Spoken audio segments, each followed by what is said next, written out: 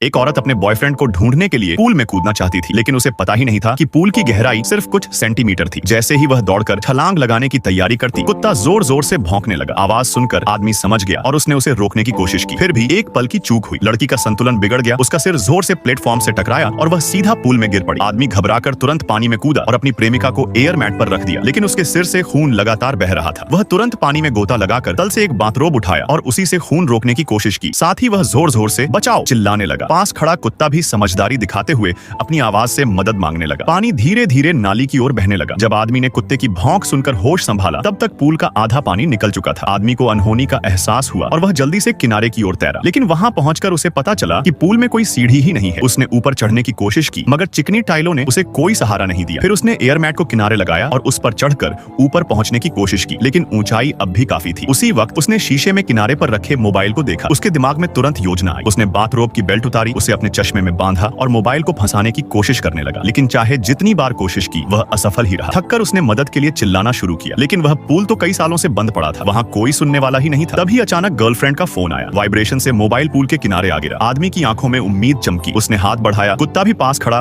उसे हिम्मत देने लगा, मगर तभी उसका पैर फिसला और कुत्ता भी पूल के अंदर गिर गया। वह जी जान से ऊपर चढ़ने की कोशिश करता, लेकिन दीवार बहुत फिसलन भरी थी। अब आदमी के सामने दो विकल्प थे, एक तरफ जान बचाने वाला फोन और दूसरी तरफ उसका सबसे प्यारा कुत्ता।